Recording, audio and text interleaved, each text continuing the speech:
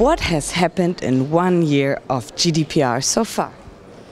The 25th of May was not the turning point of the world, and the world turned further. And it was really interesting because everybody said, oh yes, GDPR is a revolution. No, GDPR is no revolution, it's just an evolution, because there is more than 40 years of data protection throughout Europe. What impact did the GDPR have on businesses? What would you say? The impact on businesses of the GDPR is that, first of all, they made a spring cleaning, and I hope they threw away all the data they shouldn't have stored. Second, they had to make their lists regarding which data do I store, with whom do I share it, and what are they for. And I think it's just one small part of the GDPR which covers this topic, but I think it's quite an important topic, and the compliance is hopefully greater than it was 5 years ago.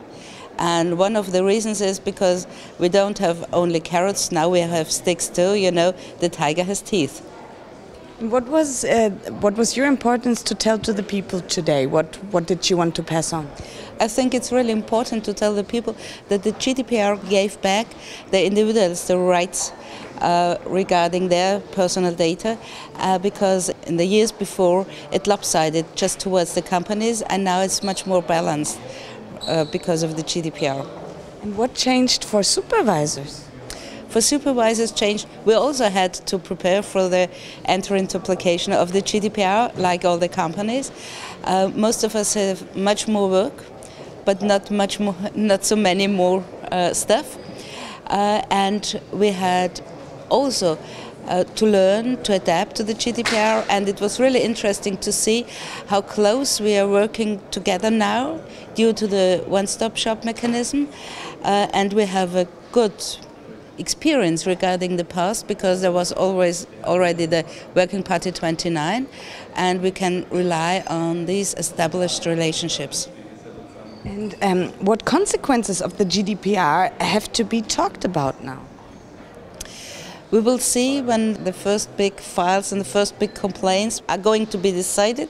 Then we will see what the companies are doing. We will see what's happening, because the investigations on the big issues, as on the small issues, but especially on the big complaints, the investigations have to be very, very thoroughly, because everything is going to be applied after this first decision will have been made.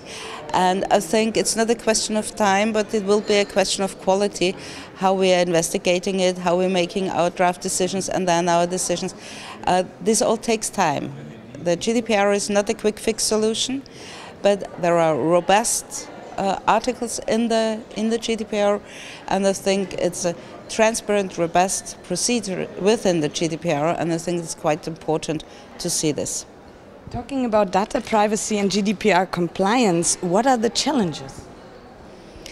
I think there are now the first challenges are over, because I think the preparation and what the companies were providing on the 25th of May, some of them tried to be compliant, some of them didn't care, and those who didn't care are now trying to be more compliant, others are not.